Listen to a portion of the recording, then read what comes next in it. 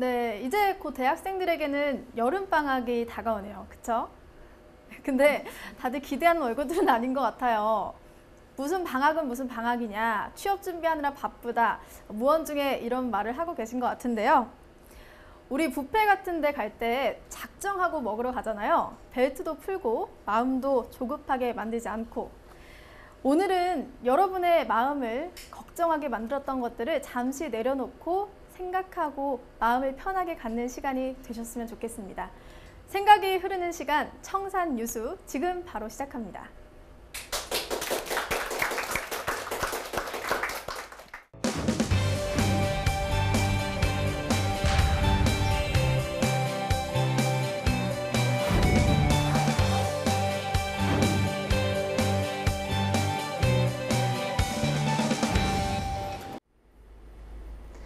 네, 여러분 반갑습니다. 반갑습니다. 박수 한번 칠까요? 시작하는데. 네, 반갑습니다. 저는 오늘 여러분들하고 이야기를 나누기 위해서 이 자리에 왔고요. 저는 뭘 하는 사람이냐면 기업에서 강의를 하는 사람이에요. 기업에서 강의를 한다 혹시 들어보신 적 있으세요? 있어요? 있어요? 기업에서 강의를 한다? 뭐 기업 현장에서 강의를 한다. 뭐 들어보신 적 있으실 법도 하고. 우리 학교를 다닐 때 지금 대학생들이신데 학교를 다닐 때 한 학기에 보통 몇 학점을 듣죠? 20? 뭐 20학점, 뭐 한 18학점, 19학점이 아마 요 정도 아마 들을 거예요. 그런데 이제 기업 현장에서도요, 예를 들어 사원 1년 차에는 얼마나 수업을 들어야 되고, 또 사원에서 대리가 되려면 또 어떠한 교육을 들어야 되고, 이런 것들이 기업마다 정해져 있어요. 근데 저는 이제 그런 현장에서 이제 강의를 하는 사람입니다. 제 이름은 이민영이라고 하고요. 오늘 여러분들하고 좋은 이야기 한번 나눠보려고 합니다. 저는 우리 지금 대학생들하고 같이 이야기하려고 초대를 받아서 왔는데, 아침에 일단 일어나니까 갑자기 이제 나이가 생각이 나더라고요. 그래서 내가 대학생들을 만나는구나. 얼마 전에 신입사원 교육을 갔는데 어떤 학생이 그래요. 나이를 물어요, 저한테. 그래갖고, 지금 몇 살이다 얘기를 했더니 그 친구 하는 말이 자기 엄마랑 저하고 동갑이래요. 그래서 저는 이제 아직까지도 정말 젊은 줄 알고 세상을 살고 있어요. 난 젊다. 젊고 앞으로도 일을 한참 할 수 있고 아침에 출근을 할 때도 이렇게 보면은 정말 예쁘게 잘 보이려고 단정하게 보이려고 애를 많이 쓰고 일터에 나오고 하루하루 굉장히 열심히 살고 있는데 어느 순간 보니까 저도 사회생활을 한 지가 지금 여기 슬라이드를 잠깐 보면은 일에 대한 자세라고 제가 썼는데 일이라는 걸 한 지가 저는 벌써 20년이 됐어요.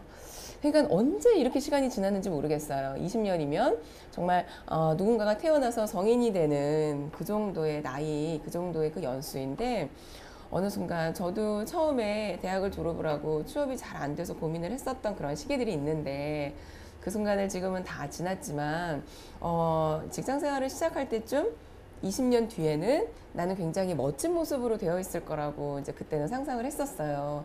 그런데 지금 그래도 아직까지 일은 열심히 잘 하고 있지만 그래도 미래에 대해서 늘 고민을 하고 또 언제까지 내가 일을 할 수 있을까, 또 발전적인 일을 하려면 내가 또 어떻게 노력을 더 해야 될까, 이런 고민들을 지금까지도 이렇게 끊임없이 하고 있습니다. 그래서 저는 우리 학생들한테 오늘 해주고 싶은 이야기가 이제 딱 슬라이드에 나와 있는 이거예요. 일에 대한 자세. 그러니까 우리는 당장 취업을 하면은 너무너무 좋을 거라는 생각들을 할 거예요. 지금은. 나 취업만 하면은 정말 진짜 좋겠다. 근데 취업을 딱 하잖아요. 회사에 적응하는 게 문제고요. 회사를 딱 들어가요. 세상은 그렇게 아름답지 않아요. 분명. 나를 예뻐해주는 엄마, 아빠, 그다음에 그나마 조금 우리에게 가르침을 주려고 했던 무서웠지만 또 좋은 교수님들 밑에 있다가 갑자기 누군가한테 돈을 받고 일을 한다라는 건 그 안에 모든 일에 대한 책임은 내가 져야 되는 거기 때문에 그렇게 녹록지만은 않아요. 그래서 저는 지금도 이런 기억이 있어요. 제 첫 직장이 처음에 회사를 딱 들어가고 나서 저는 어떤 외국계 기업에 외국인 사장님 비서로 있었어요. 그 많은 사람들이 선망하는 회사예요. 그냥 외국계 기업이니까. 게다가 여자니까 외국계 기업이면 굉장히 좀 여유로울 것만 같고 보수적이지 않을 것만 같고 이런 생각을 해요. 근데 제가 회사를 다니면서 지금도 기억에 되게 좋았던 게 있어요. 독일 회사였거든요, 저희 회사는. 좋은 장점이 뭐였냐면 한국의 공휴일을 일단 다 쉬어요. 당연하죠, 그죠? 근데 우리는 독일 공휴일도 쉬었어요. 그러니까 이러니까 예를 들어 독일 공휴일이 월화, 예를 들어. 그 다음에 목금이 한국의 휴일이에요. 그러면 수요일 하루는 요즘 말로 샌드위치 데이잖아요. 그럼 일주일 다 놀아요, 그냥.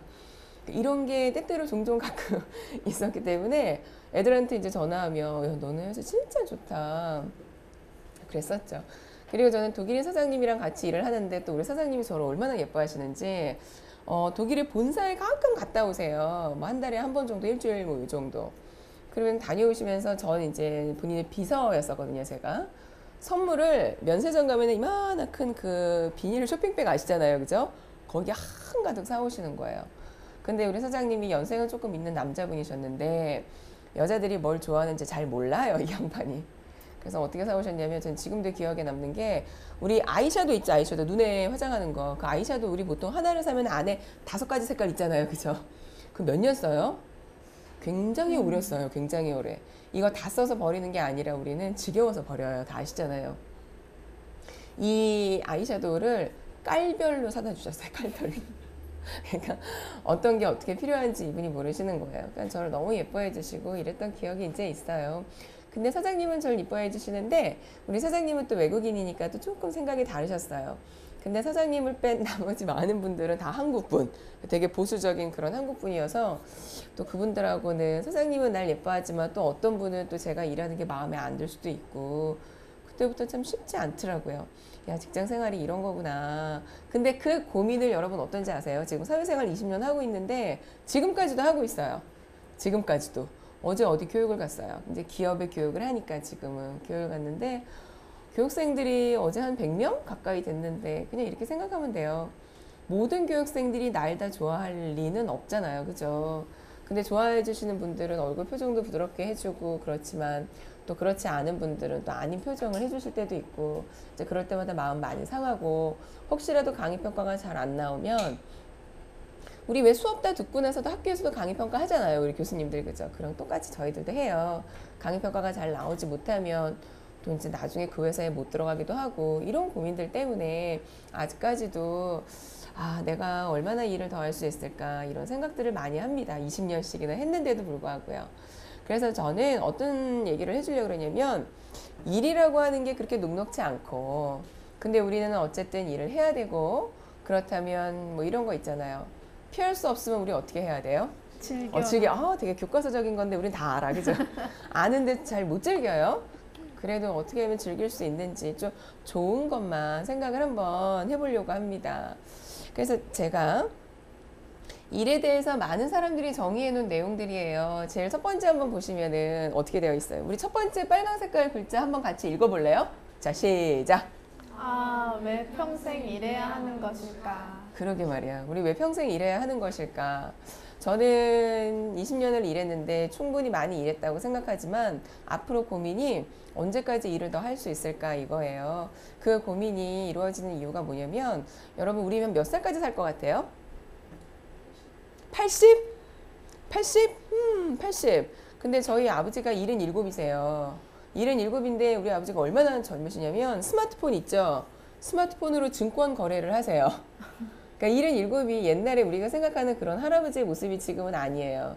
그리고 저는 저희 할머니가 이제 돌아가신 지 한 2년, 3년 됐는데 우리 할머니가 100세로 돌아가셨어요. 예.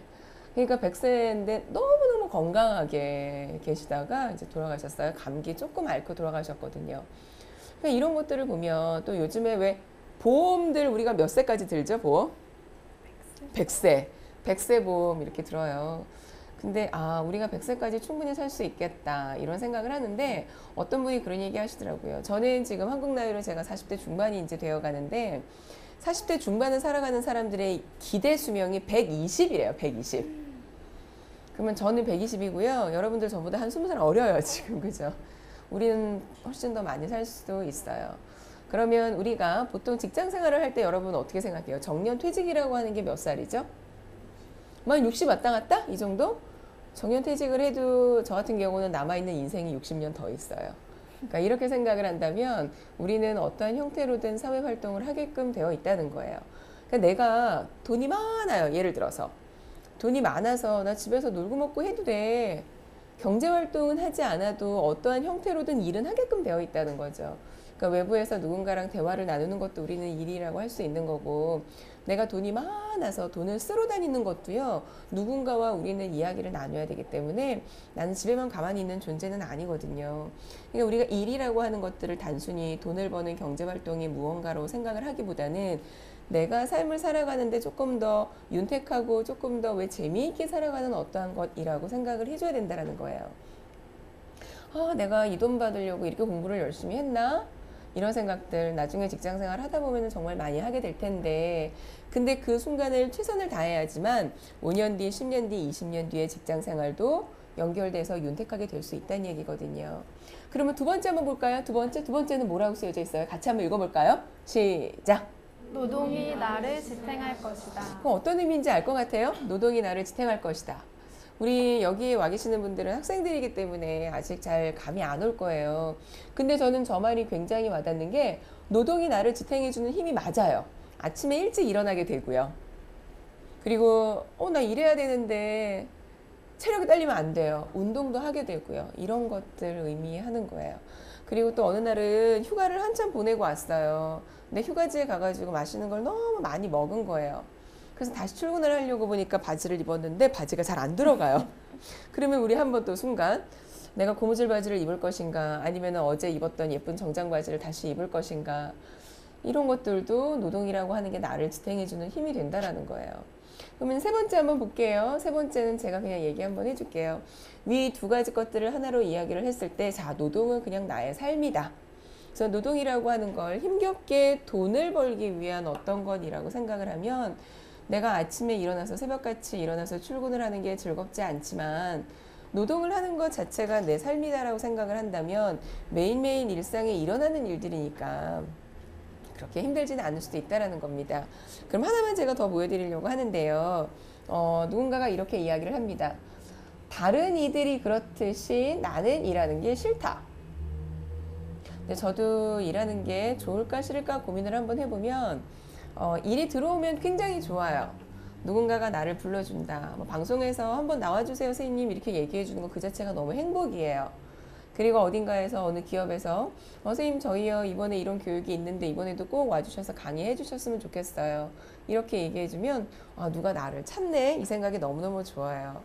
그런데 아침에 예를 들어서 저희들은 전국을 다 다니면서 강의를 하기 때문에 가장 멀리 가면 어디까지 갈 것 같으세요? 제주도까지. 맞아요.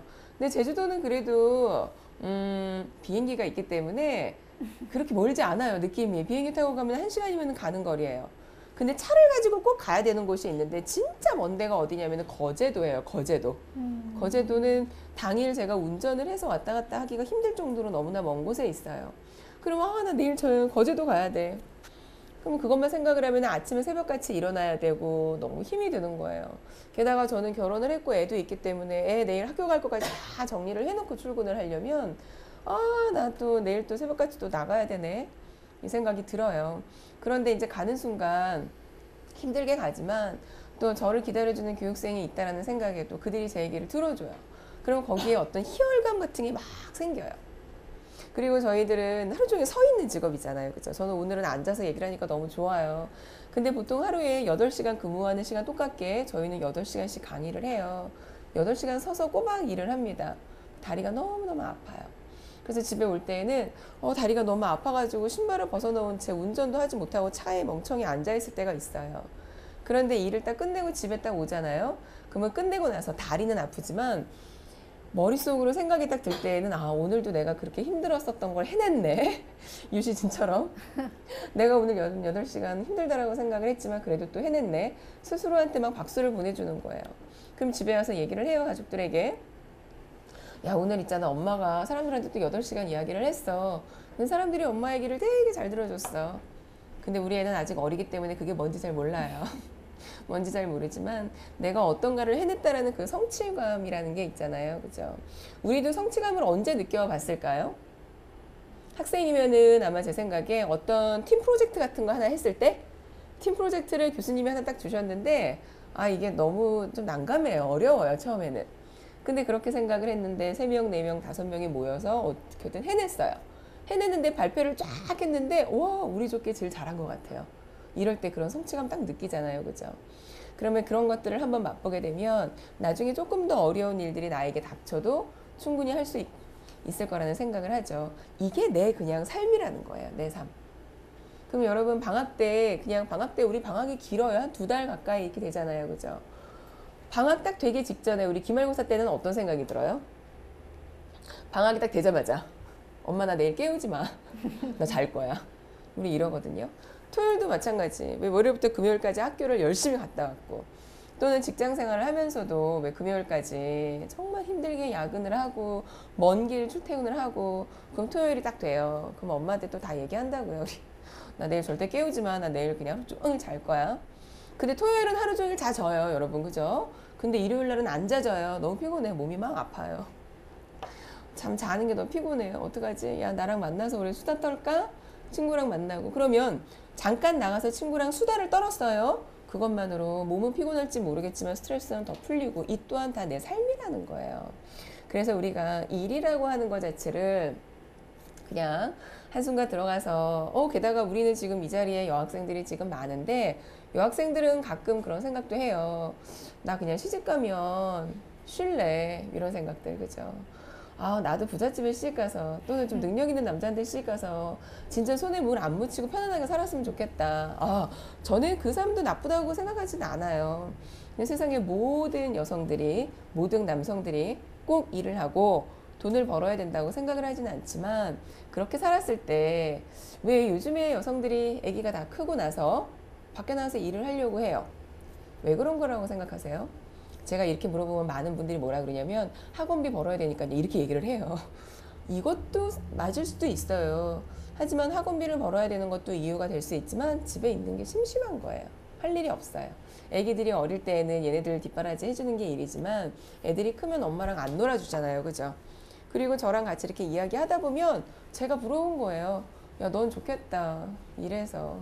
근데 부러운 건 지금은 부러울지 모르겠지만 옛날에는 어땠는데 그 친구들이 다 저한테 야, 너 애를 왜 그렇게 방임하면서 키워? 다 이랬던 친구들이 이제 와서는 그러니까 우리가 일이라고 하는 거는 하드하게 한다, 그러니까 세게 한다, 약하게 한다 이런 어떤 정도의 차이는 있겠지만 어떠한 형태로든 간에 내가 재미를 느낄 수 있는 일은 분명히 우리가 가지고 있어야 하는 거고 굉장히 롱텀으로 일을 할 거기 때문에 우리 대학생들에게 해주고 싶은 이야기 제가 항상 반복적으로 해주는데 당장 취업이 된다 안 된다를 가지고 내 행복을 결정을 할 필요도 저는 없다고 생각을 해요.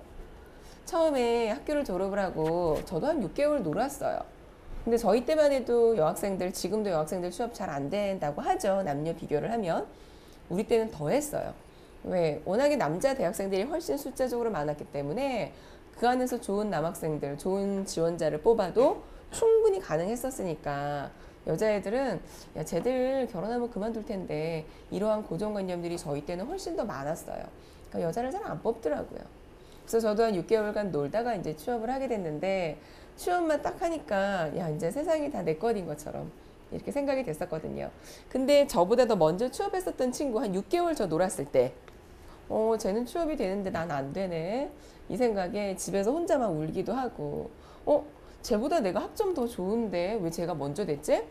그럼 혼자 막 이상한 소설 쟤 빼기 좋은가? 막 이런 막 혼자 소설 쓰고 이랬던 기억들이 있거든요.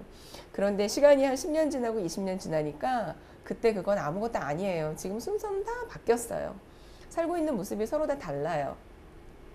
근데 20년 뒤에 본인의 모습에 책임지는 거는 본인이 어른이고 본인이 성인이기 때문에 책임을 져야 하는 모습인 거고 처음에 시작이 어떠하든 간에 중간의 과정을 그 친구가 어떻게 보냈는지에 따라서 20년 뒤, 30년 뒤의 모습은 정말 하늘과 땅 차이가 되는 거예요.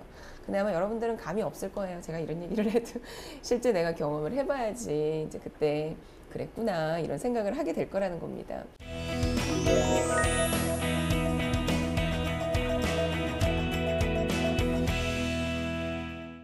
자, 저는 제 얘기를 한번 해보려고 하는데요.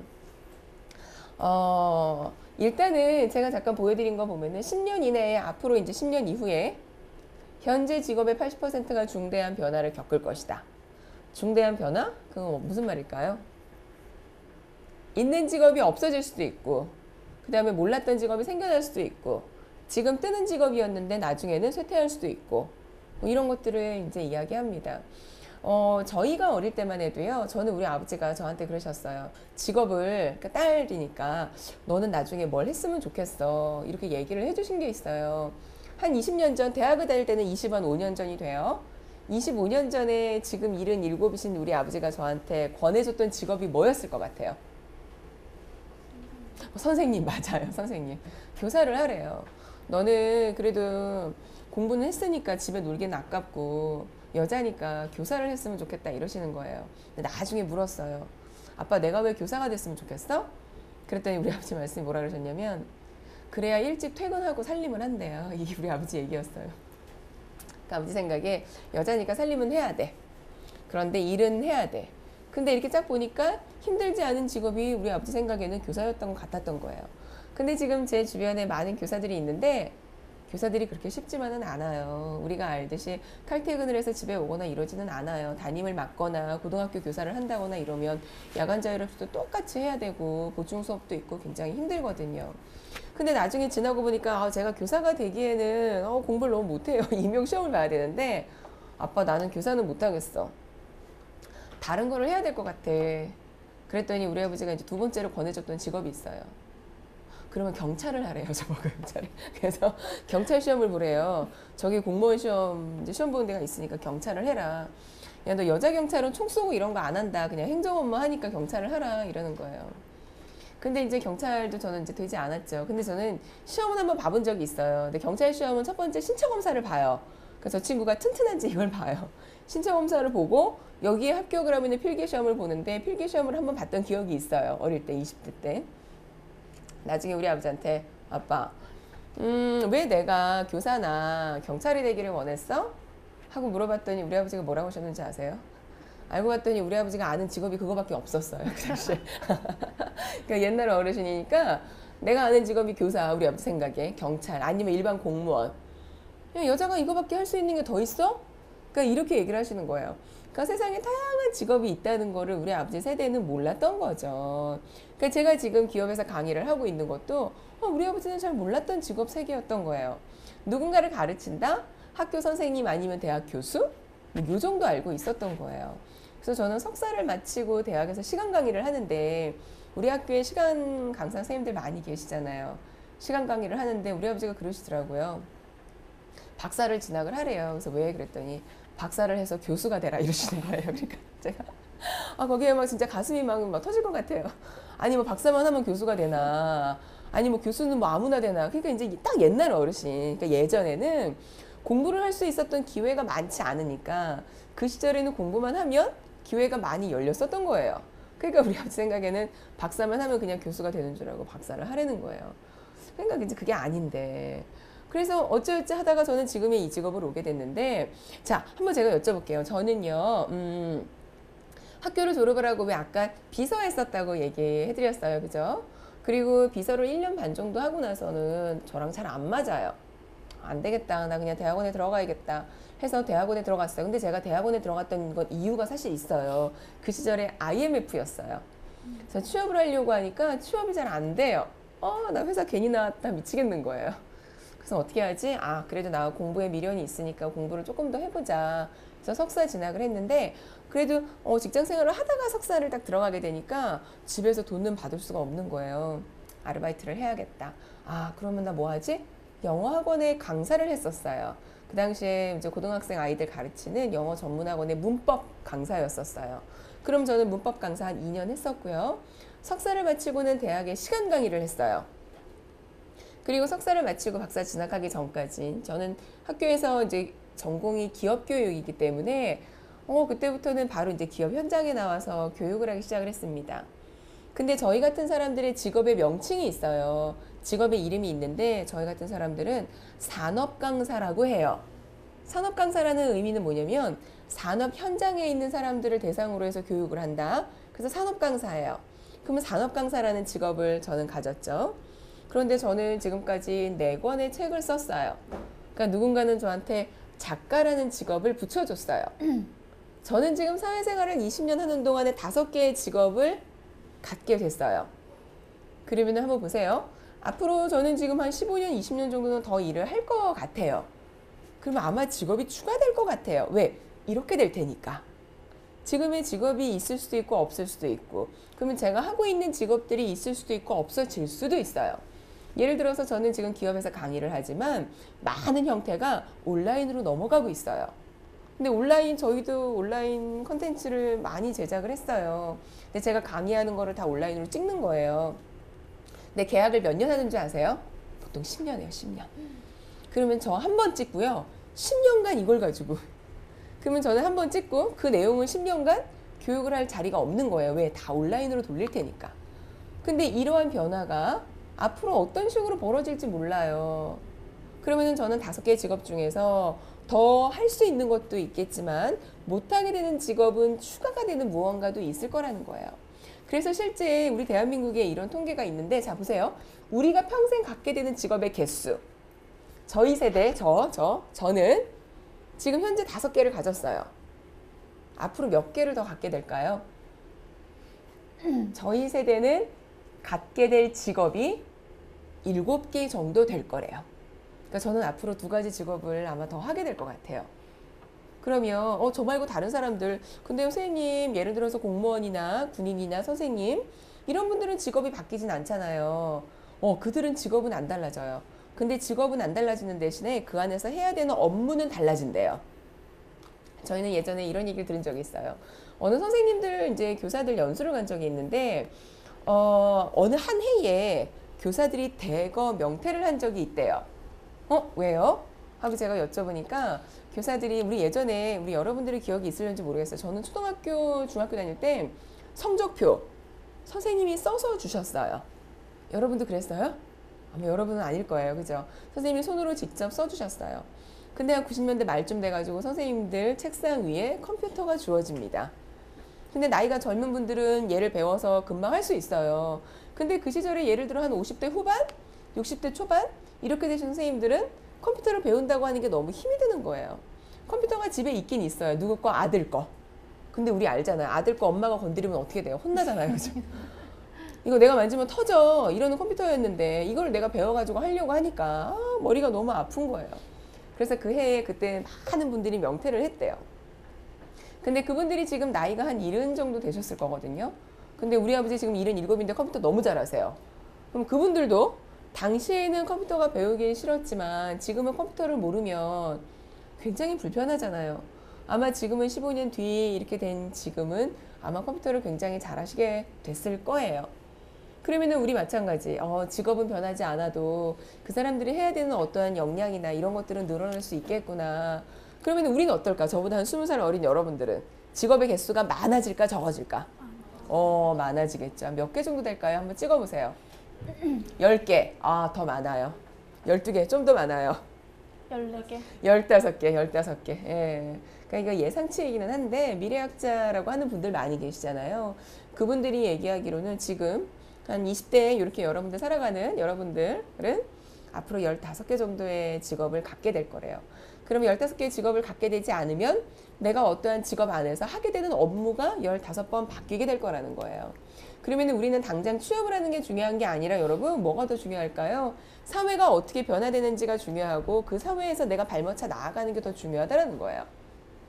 그림 한번 보세요. 이건 뭐예요? 먼지 이런 거 본 적 있어요? 그냥 찍어보세요. 뭐가 있어요? 뭐가 지금 앞에. 카세트 테이프가 있어요. 지금. 그죠? 또. 카세트 테이프가 있고 앞에 렌즈 같은 게 있지 않아요? 그리고 밑에는 뭔지 모르겠지만 무언가가 막 있고 카세트 테이프 크기가 한 손바닥 정도만 해요. 그러면은 저 물건의 크기를 우리가 가늠할 수 있겠지만 이 정도 아마 될 것 같아요. 누군가는 저게 빔이냐 영상이냐 이런 얘기들 하는데 얘는 뭐냐면 최초의 디지털 카메라의 모습이에요. 디지털 카메라라는 게 뭐냐면 우리 요즘은 다 디카를 찍어요. 그죠? 디지털 카메라의 의미가 뭐냐면 그거래요. 아날로그로 된 화면을 디지털로 저장하는 거래요. 근데 그게 왜 필요해요? 그럼 화질이 좋대요. 근데 우리 디지털 카메라 이전에는 우리가 어떤 걸 썼었는지 기억하세요? 필름 기억이 있어요? 손 한번 들어봐 주세요. 필름을 나 안다. 다 안 해요? 그렇군요. 10년이 훨씬 넘은 건데 필름 자, 그러면은 제가 필름 사진을 보여줄 건데, 이렇게 생긴 거 다 알죠? 그죠? 예, 맞아요. 예전에는 이렇게 생긴 거를 카메라 뒤에다가 장착을 해서 빛을 담아서 이제 얘가 그 이미지를 저장을 했었습니다. 자, 그런데, 우리 코닥이라고 하는 회사가 이제 필름 회사 중에서는 제일 잘 나가는 회사였는데, 제가 조금 전에 보여드렸던 그 디지털 카메라, 최초의 디지털 카메라는 누가 만들었냐면 코닥이라는 회사에서 만들었어요. 언제? 1970년대 중반에.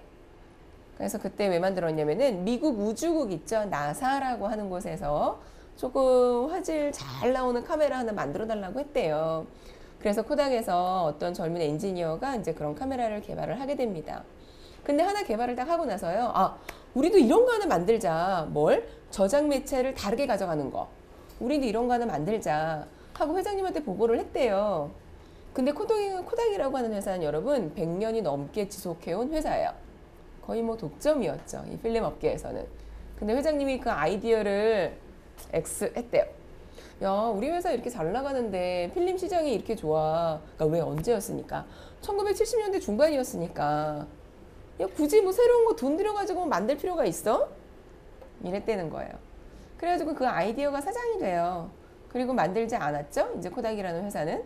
근데 여러분 한 2000년쯤부터 시작을 해서 이제 디카라고 하는 게 만들어집니다. 근데 뭐 우리 카메라 만드는 회사, 뭐 니콘이나 캐논이나 이런 회사들은 다 디카를 만들기 위해서 개발을 엄청나게 이제 시작을 했었죠. 그랬더니 코닥이 이제 그제서야 이제 번쩍한 거예요. 야, 안 되겠다, 야. 우리도 디카를 빨리 해야 될 것 같아. 그래서 똑딱이라고 하는 굉장히 조그마한 컴팩트형 카메라를 만들었어요. 근데 여러분 늦게 시작을 하니까 얘네들이 따라갈 수가 없었던 거예요. 그래서 결국 어떻게 됐어요? 지금 우리가 필름을 써요, 안 써요? 우리 지금 안 써요. 그래서 어떤 일이 벌어졌냐면 이거는 2009년도에 제가 가지고 온 그 신문 자료인데 2009년도에 필름을 만드는 코닥이라는 회사가 위에 보세요. 어떻게 되어 있어요? 오래 사라진 주요 미국 브랜드 이렇게 쓰여져 있죠. 저 회사는 없어졌어요. 그럼 여러분들 이렇게 한번 생각해 볼까요? 이 회사가 없어졌어요. 공장이 얼마나 많았을까요? 전 세계에 있었겠죠. 그죠? 그 공장 다 어떻게 됐어요? 다 문 닫았어요. 그 회사는 망했어요. 그죠? 그러면 그 안에서 근무하고 있던 사람들은 어떻게 됐을까요? 그냥 뭐 실업자 되는 거예요. 그냥. 그러니까 이게 어떤 현실이라는 거예요. 그러면 내가 학교를 딱 졸업을 하고 여러분, 내가 선망하는 회사에 들어갔어요. 들어갔다고 해서 우리의 고민이 끝이 아니라는 거예요. 그죠? 그 회사가 어떻게 될지 모른다는 겁니다. 저는 지금 한 20년 정도 사회생활을 하는 동안에 기억들이 많아요. 어릴 때 알고 있었던 많은 회사들, 없어진 회사 많아요. IMF 때 없어진 회사, 또 요즘에도 신문에 많이 나잖아요. 우리 어려운 어떤 회사들, 이런 회사. 그 회사에 들어갔던 많은 신입사원들은 정말 많은 축하를 받으면서 들어갔을 텐데, 근데 그 친구들의 잘못은 아니죠. 그러니까 사회의 어떤 변화 때문에 일어났었던 일인데, 근데 우리 많은 학생들한테 이런 거 물어요. 자, 여러분. 취업하고 싶은 회사 어디예요? 이런 거 물어요. 그럼 여러분, 지금은 1위를 하는 회사가 어디예요? 삼성 중에서도 어디? 삼성전자. 맞아요. 예, 이거는 뭐 인터넷 같은 데 다 나오는 거니까. 보통 순위에 들어가는 회사가 삼성전자? 뭐 이렇게 있고, 신한은행 같은 회사들도 있고요. 물론 LG도 있고, 우리가 알고 있는 큰 회사, 유명한 회사들은 많은 학생들이 들어가기 선호를 합니다. 그러면 예를 들어 제가 좋은 회사에 딱 들어갔어요. 엄마 아빠 너무너무 좋아하실 거예요. 야, 우리 아들이 지금 좋은 데 취업을 했다. 이제 장가도 갈 수 있다. 그 안에서 열심히 다니면 된다. 이렇게 생각을 하겠죠. 근데 여러분 삼성전자에서 뭘 판매하죠? 주로? 우리가 알기로는 핸드폰 그죠? 근데 핸드폰을 우리가 매일같이 구매하지는 않아요. 핸드폰 한번 사면은 우리가 몇 년 정도 써요? 적어도 2년. 약정이 있으니까 2년은 써요. 근데 핸드폰을 매일같이 만들어내는데 과연 누군가가 저걸 저렇게 살까? 한국도 판매를 하지만 미국도 판매를 할 거고, 중국도 갈 테고, 유럽도 갈 테고. 근데 전 세계에 다 갔기 때문에 이제는 더 이상 팔 데가 없을지도 모른다라는 생각을 우리가 할 필요가 있는 거예요. 그러면 예를 들어서 그러면 선생님 팔로라고 하는 데가 어디에 남아 있을까요? 아직까지 핸드폰을 사용하지 않는 나라가 어디 있을까요? 어디 있을까요? 핸드폰을 사용하지 않는 나라가 어디 있을 것 같아요, 여러분? 지구상에서? 아프리카? 이런 데 생각나지 않아요? 아프리카는 어떨까? 그죠? 이제 거기에 팔면 될 것 같아. 그죠? 근데 우리 아프리카도 어떤 모습이냐면 이런 모습이에요, 지금. 아프리카도 우리가 알고 있는 그 유명한 핸드폰을 쓰고 있어요. 그러니까 이런 거 되게 신기하죠. 우리가 TV에서 가끔 보는 왜 벌거벗고 이렇게 지내는 아프리카 그런 일이 지금 별로 없어요. 이렇게 보면. 왜냐면 이미 다 인터넷이 있고 다 그러니까 누군가가 외국에 가서 그런 정보들을 다 가지고 올 수 있잖아요. 그죠? 그래서 실제 그런 얘기도 합니다. 우리가 알고 있는 왜 벌거벗고 이렇게 무슨 다큐멘터리 같은데 나올 법한 이러한 곳은 민속촌과 비슷한 곳이라고 이야기하시는 분들도 있고요. 아니면 촬영을 위해서 만들어주는 곳이라고 이야기하기도 한데요. 이미 모든 문명들이 다 오픈이 되어 있다는 얘기예요. 그래서 삼성전자라고 하는 것도 야, 더 이상 우리가 핸드폰만 팔아서는 안 될 것 같아. 그래서 결국에는 어디에 초점? 사람. 바이오 쪽으로 요즘에는 굉장히 노력을 많이 하고 있거든요. 그러면 우리 나 지금 삼성전자에 무선 관련된 곳이 가장 뜬데 나 거기 갈래. 나 그 부서에 배치됐어. 그렇다고 이제 고민이 끝이 아니라는 거죠. 그러면 예를 들어 1위는 삼성전자, 2위는 보통 신한은행 이렇게 나온다면 신한은행은 또 어떨까요? 은행? 금융권? 돈 많이 번다고 알려져 있어요. 근데 여러분 다 알잖아요. 우리 어때요? 다 금융거래 뭘로 해요? 이걸로 하지 않아요? 그죠? 점점 사람이 없어지고 또 영업점이 없어질 수도 있다는 얘기예요. 그러면은 우리는 당장 지금의 어떠한 모습만 생각을 할 게 아니라 나는 일은 평생 할 거다. 그리고 그 안에서 내 직업이라고 하는 건 무수히 변화될 수 있다. 그러면은 내가 갖춰야 되는 건 당장의 스펙이 아닐 수도 있다. 그럼 어떤 일을 하는데 내가 얼마나 최선을 다해서 열심히 할 수 있을 것인지에 대한 마음 자세를 갖추는 게 더 큰 문제라는 거예요. 그러니까 다부진 마음. 그러니까 실제 회사에서 저희가 많이 물어요. 선배네 회사 이번에 신입사원 뽑는데 어떤 친구들 뽑을 거야? 그러면 첫 번째 얘기하는 게 뭔지 아세요? 스펙 있는 친구, 영어 잘하는 애 이런 말 절대 하지 않아요. 왜? 영어 토익 만점짜리 친구를 데려다 놨더니 실제 업무에는 영어를 잘 못하더래요. 이게 다 드러났어요. 왜? 시험 공부만 한 거야. 시험 공부만. 자격증? 그 자격증이 얼마나 유효기간이 얼마나 될지 몰라요. 자격증이라고 하는 거 하나 제가 보여드릴까요? 우리 예전에 이런 자격증 굉장히 유행했었어요. 우리 주파는 아니고 타자기 타자 치는 걸 스킬로 해서 자격증이 있었어요. 예전에는. 근데 이 그림은 굉장히 오래된 그림인데 여러분 잠깐만 보세요. 타자기 우리가 지금 알고 있는 워드 프로세서 컴퓨터랑은 서로 다른 모양이죠. 자판만 있어요. 종이를 위에 끼워가지고 그 종이에다가 직접 입력을 하는 형태이고요. 저 여성의 헤어스타일 한번 보실래요, 여러분? 헤어스타일을 보시면 어때요? 이렇게 기름 발라서 싹 넘긴 거 보이죠? 제가 예전에 어떤 책을 읽었어요. 명동 아가씨라고 하는 그 명동의 예전 모습이 나와 있는 그런 책을 읽었는데 그 책에 이런 얘기가 나오더라고요. 명동에서 제일 먼저 문을 여는 상점이 있대요. 여러분 요즘은 우리가 아침 일찍 학교를 간다, 출근을 한다 할 때 제일 먼저 문을 여는 상점이 뭐예요? 우리는 커피숍. 그죠? 오다 가다 출근할 때 한 잔 딱 마시고 가려고 커피숍이 문을 제일 먼저 열어요. 근데 저 때에는 명동의 문을 제일 먼저 열었던 곳이 미용실이래요. 미용실. 그게 왜 그러냐면 명동에는 예전에 무역회사, 대사관 이런 회사들이 굉장히 많았대요.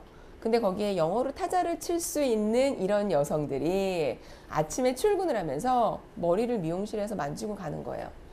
그럼 여러분 얼마나 돈을 많이 벌었으면 미용실에서 매일 아침 머리를 하겠어요. 그죠? 거의 뭐 요즘에 연예인 뻘 되는 그 정도에. 그러니까 저 직업은 예전에 우리 영어로는 타이피스트, 그다음에 한국말로는 타자원, 타자수 이런 직업의 명칭으로 있었던 직업인데 제가 고등학교를 다닐 때만 해도요. 저희 고등학교 인근에 여상이 있었어요. 근데 상업고등학교에서는 이 타자 이거를 자격증으로 필수로 땄었죠. 그런데 저희 아들 보니까 지금은 이제 그 시절이 지나갔고 저희 아들은 4살 딱 되니까 자기 혼자 워드를 막 쳐요. 손이 되게 조그만데 너 어디서 배웠어? 그랬더니 어린이집에서 이렇게 말해요. 그러니까 어린이집에서 자기네들끼리 사회생활을 하는 거예요. 근데 우리 엄마가 난리가 난 거죠. 어머 애가 천재라고. 근데 아니 그만한 또래 아이들은 이제는 다 집에 컴퓨터가 있다 보니까 애들이 다 자동적으로 배우는 거예요. 근데 제가 20몇 년 전 그때는 저희도 워드 프로세서 자격증을 땄어요. 왜? 그거 있으면 컴퓨터 할 수 있는 거니까. 실제 저도 기억에 있는 게 저 회사 딱 들어갔을 때 저 컴퓨터 할 줄 몰랐거든요. 근데 우리 독일인 사장님이 저한테 돈을 줘요. 너 밖에 가서 배워가지고 와 컴퓨터. 그래서 무슨 정보 처리학원 이런 데 가서 배웠어요. 저도. 대학 다닐 때만 해도 저도 문과생이었기 때문에 컴퓨터 같은 걸 배우지 않았어요. 그러니까 레포트 쓸 때 다 손으로 썼던 세대. 그래서 밖에 나가서 배워가지고 왔는데 그때 처음 워드 프로세서, 엑셀, 그다음 파워포인트 근데 너무 재밌는 거예요. 엑셀 쭈루룩 쫙 치니까. 근데 우리 사장님이 전 지금 아직도 기억을 하는데 너 컴퓨터 할 줄 알아? 이렇게 물어요. 제 책상에 이게 있는 거예요. 그래서 지금도 너무 창피해요. 예, 저 할 줄 알아요. 뭘 할 줄 알아? 그래서 제가 저는 테트리스를 할 줄 알아요. 제가 이렇게 얘기를 한 적이 있어요. 그러니까 우리 때는 테트리스만 했었거든요. 근데 이걸로 문서 작업을 한다? 아, 상상을 하지 못했는데 이제 그때 처음 배우고 야, 신세계다. 그랬던 게 지금은 뭐 여러분 뭐 초등학교 때부터 다 하지 않았어요, 컴퓨터? 그죠? 저희 아들도 초등학생인데 자격증이 몇 개나 되는지 몰라요. 그래서 왜 그냥 걔네들은 재미삼아 하는 거예요. 왜냐면 배운 거 그냥 테스트 할 겸해서. 그러니까 그게 지금 어떤 변화라는 거예요. 그러니까 내가 지금 스펙을 쌓아야지라고 고민을 하고 있다면 과연 그 스펙이 나한테 진정 필요한 건지 얘를 얼마나 오래 쓸 수 있는 건지에 대한 고민도 필요한 거고 그런 어떠한 정량적으로 보여지는 스펙은 사실 10년 뒤에는 그다지 필요하지 않은 스펙이 될 수도 있다는 거예요. 그러면 회사나 사회나 조직에서 우리에게 원하는 건 뭐냐면 저 친구가 정말 오랫동안 정말 마라톤 하듯이 일을 할 만한 어떠한 자세가 되어 있는지. 그럼 뭘까 그게 여러분? 열정이라고 하는 거겠죠. 그죠? 근데 열정은 어떻게 보일까요 여러분? 그냥 지금 이 순간에도요 눈빛을 보면 보여요. 저 친구가 지금 굉장히 열심히 듣고 있어. 저 친구는 그냥 앉아 있어. 이런 것들이 어떤 눈빛이나 몸의 에너지들로 사실은 보이게 되어 있어요. 근데 그거는 그러면 학생들이 물어요. 선생님 그렇게 보이려면 어떻게 해야 돼요? 또 이렇게 물어요. 근데 마음에서 만들어지는 거야. 마음에서. 이런 거 있지 않아요? 소개팅 나갔어요. 소개팅. 되게 멋진 이성이 저 앞에 앉아 있어요. 그럼 여러분 시키지 않아도 되게 왜 예뻐 보이려고 노력하잖아요. 그거랑 똑같은 거. 내 마음에 어떠한 정성을 다하려고 하는 그런 마음이 있을 때에는 사실은 그런 에너지가 나간다라는 겁니다. 그래서 여러분 그런 마음 누가 알려줄 수 있는 건 아니고 스스로 만들어낼 수 있는 마음인데 그런 일에 대한 자세를 여러분들이 잘 갖추기를 부탁드립니다.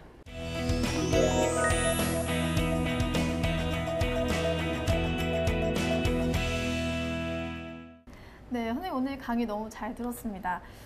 제가 강의를 들으면서 학생들이 선생님께 궁금했던 점들을 좀 모아서 질문을 드려볼 텐데요. 첫 번째로 그럼 선생님은 비서로 취업하기 전에 6개월 동안 도대체 어떤 준비를 하셨는지 무엇을 하셨는지 궁금하다고요. 저 6개월 동안 뭐 했냐면 그냥 놀았어요.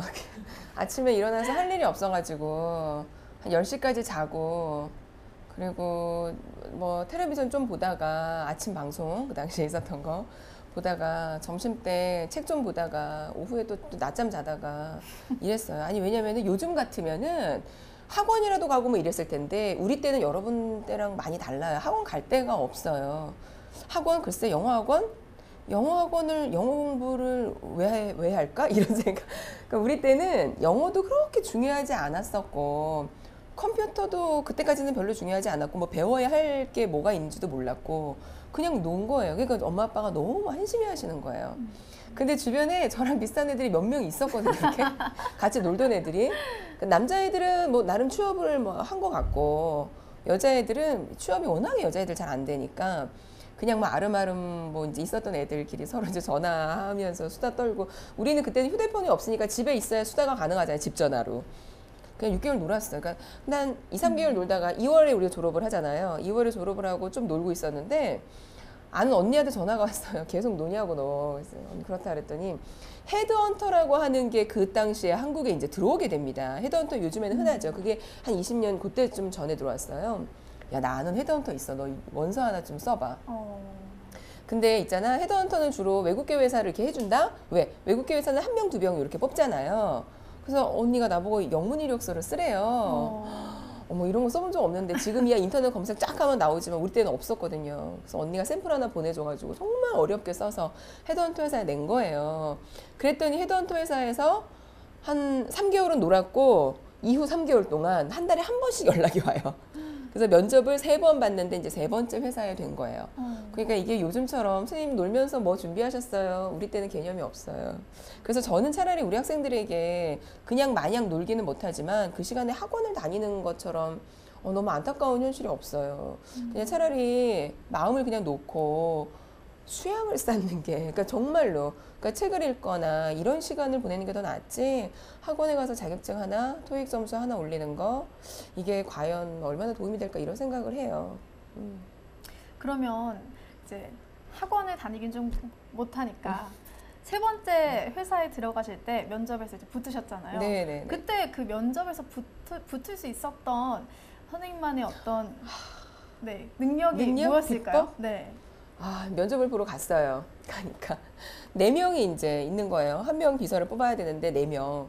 딱 보니까 다 저보다 언니들이에요. 그러니까 언니라고 느끼는 게 아, 저 친구가 재수를 했나 보다 이런 느낌이 아니라 어머, 이 언니들이 다 경력직인 것 같아 이런 생각이 들어요. 그러니까 나만 초보자인 것처럼 딱 보면 알잖아요. 정장을 입었는데 막 되게 후져요. 혼자 막 이런 거 알잖아요. 그죠? 언니들은 되게 직장인의 모습인데 나는 이제 엄마가 사준 거 하나밖에 없으니까 그때까지 막 되게 별로인 거예요. 아유, 나 안 되겠다. 그냥 들어가서 이제 면접 어쨌든 보고 와야겠다. 한국인 부사장님, 그 다음에 독일인 사장님, 그 다음에 또 이제 인사팀에 계시는 분 한 대여섯 명이 면접을 이제 보는데, 이제 영어로 이제 면접을 했죠. 근데 영어 그렇게 잘하지 않아요. 중학교 한 3학년 수준, 조금 높은 수준으로. 영어를 그냥 집에서 배운 대로 오문형 형식 만들어가지고 막 이렇게 했어요. 그래 이제 딱 됐는데, 우리 사장님이 저한테 하시는 말씀 나중에 붙고 나서, 내가 너를 왜 뽑았는지 아니? 왜요? 그랬더니 야, 4명 중에 네가 영어를 제일 못하더라 이러시는 거예요. 아, 왜 그러셨어요? 그러니까는 사장님이 한국에 10년간 계셨는데 10년간 비서가 10번이 바뀌었어요. 그러니까 이 바뀐 이유가 자기가 독일 사람이고 독일 회사니까 독일어를 하는 친구를 뽑은 거예요. 독일어를 하면 기본 영어를 해요. 그때만 해도 옛날이기 때문에 여러분 2개 국어를 완벽히 하는 여성이 흔하지 않았어요. 그러니까 굉장히 정말 똑똑한 비서였었던 거죠. 얘네들을 데려다 놨더니 독일 대사관, 독일 상공회의소, 도이칠란드 뱅크 이런 데 다 스카웃이 되더래요. 그래갖고 안 되겠다. 독일어 하면 안 되겠어. 자꾸 스카웃해. 영어만 하는 애를 뽑자. 영어를 진짜 잘하는 언니를 뽑았대요. 근데 그 친구도 이제 또 다른 대사관으로 또 이렇게 갔대요. 그래서 왜 그때만 해도 영어 잘하는 친구가 많지 않으니까. 그리고 사장님이 나 독일 가기 전까지 마지막 비서라고 생각한다. 안 나갈 것 같은 애를 뽑아라. 그래갖고 제가 된 거예요. 그랬더니 나 영어 못해서 어떡하지 그랬더니 우리 사장님이 매일 아침 너 아침에 내가 영어 선생님을 붙여줄게. 공부를 좀 해. 그래갖고 이제 무슨 땡땡 영어 학원의 영어 선생님이 미국인이 매일 아침 회사를 왔어요. 저 때문에. 와 사장님 감사합니다. So thank you 막 이제 이랬더니 정말 미치겠는 게 이제 아침 7시까지 출근을 해야 돼요. 그거를 하느라고. 그래서 그렇게 이제 영어를 매일같이 했거든요. 근데 사장님하고 부사장님이 얘기해 주시는데 네가 영어를 못한 것도 사실은 있었다. 하지만 제가 제일 밝았대요. 면접을 보는데. 다른 언니들은 직장 생활에 지쳤었던 거예요. 지쳐가지고 이제 옮기려고 했었던 거였고 저는 아무것도 모른 채 나 진짜 여기만 오면 최선을 다할게. 너무너무 이렇게 해맑게 제가 왔대요. 근데 우리 사장님이 이제 그게 너무 보기 좋았다. 저 친구라면 내가 배워서라도 데리고 있을 수 있겠다. 그랬다고 하시더라고요. 근데 이게 제가 인사팀에 많이 다니니까 요즘에 많이들 그럴 수도 있겠다라고 얘기를 해주시더라고요. 왜 실력은 거기서 거기거든요. 어떻게 보면. 네, 그러면 선생님께서 지금 직업 교육을 계속 하고 맞아요. 계시는데 네. 취업 준비생들에게 이런 면은 좀 준비를 했으면 좋겠다라고 말씀하고 싶으신 게 있다면 어떤 게 있을까요? 저는 우리 학생들한테 이제 얘기해주고 싶은 거는요. 이미 만약에 내가 4학년쯤 됐다 그러면 많은 것들은 준비가 되어져 있어요. 다 준비가 되어져 있고 저는 오히려 좀 직장인 같은 모습을 갖췄으면 좋겠다는 그런 생각이 들어요. 그러니까 정말 책임감 있는 모습을 보여줄 수 있는 것. 그러면 그게 어떤 걸까요? 그러니까 아까 얘기했던 일에 대한 자세인 거예요. 또 마찬가지. 근데 그 일에 대한 자세라고 하는 거는 제가 얘기한다고 해서 만들어지는 건 아니고 스스로 조금 만들어 나가야 되는데 그게 바로 요즘 면접에서 보는 인성 면접이에요. 인성 면접. 근데 인성 면접을 요즘 학생들은 또 그렇게 하더라고요. 예상 질문에 모범 답안을 갖고 또 해요. 그게 아니라 정말로 내가 좀 성숙한 인간이 되기 위한 성숙한 어른이 되기 위한 모습을 갖춰줬으면 좋겠다. 그러면 쉽게 할 수 있는 걸로는 어른 같은 말투 이런 거. 애기 같은 애교 부리는 이런 소리가 아니라 어른 같은 말투. 그다음에 인사도 안녕하세요 이렇게 하는 게 아니라 정말 사회인처럼 하는 인사. 뭐 이런 것들 있잖아요. 그죠? 그러니까 이런 모습들을 조금 갖췄으면 하는 게 제가 얘기해주고 싶은 부분이에요. 그럼 좀 마음가짐이 중요할 것 같아요. 사실 힘들잖아요. 면접장 들어가면 너무 떨리고 다 한참 어른들이시고 하니까 그런 점에 대해서 마인드 컨트롤 할 수 있는 비법이 있거나 그러면 조금 말씀해 주시면. 마인드 컨트롤 할 수 있는 비법이 이제 있으면 우리가 다 합격을 할 거라고요. 그런 건 없어요. 마인드 컨트롤 또한 사실은 본인이 해야 되는 것 같아요. 본인이 해야 되는 거고. 근데 저는 학생들도 제가 가끔 뭐 진로 특강이나 이런 거 수업을 하러 가면 학생들이 정말 수업을 진짜 잘 듣는 친구들이 있어요. 그러니까 진로 특강 같은 거는 학점에 안 들어가잖아요. 그죠? 근데 너희들 왜 왔니? 하고 물어보면 교수님이 가라고 해서 이런 애들이 이제 있거든요, 보면. 그럼에도 불구하고 학점하고 관계없지만 진짜 열심히 듣는 학생 앞에 앉아서 그런 학생들이 있고 아니면은 저기 뒤에 앉아서 스마트폰 하거나 자거나 하는 학생들이 있어요. 근데 그런 학생들을 두고 야, 너 마인드 컨트롤 해. 제발 내 얘기 잘 들어줘. 라고 한다 한들 본인의 마음이 바뀌지 않으면 쉽지는 않은 부분이거든요. 그렇죠. 그래서 스스로가 좀 멀리 생각을 한번 해볼 필요가 있죠. 엄마 아빠한테 용돈 안 받고 내가 살아야 될 텐데 어떻게 살아야 될까? 또 생애를 한번 고민을 해보는 거예요. 내가 어느 나이가 되면은 이 정도 이루어야 되는 모습들이 이제 있잖아요. 그죠? 그렇게 하려면은 내가 어떤 마음을 가져야 될까? 이런 것들을 하나하나 생각을 하다 보면 마음이 다져질 수밖에 없죠. 예, 그래서 조금 먼 미래의 내 모습을 생각을 한번 해봤으면 좋겠고 그 또한 겉모습을 어른으로 만드는 것뿐만 아니라 속마음도 좀 어른의 모습에 가깝게 좀 스스로를 다져보면 어떨까 이런 생각해요. 네, 좋은 말씀 감사합니다. 오늘 강의는 여기서 마무리를 하도록 하겠고요. 2부에서도 이민영 선생님과 함께 하니까요. 2부도 많은 시청해 주시기 바랍니다. 오늘 강의 여기서 마치도록 하겠습니다. 감사합니다.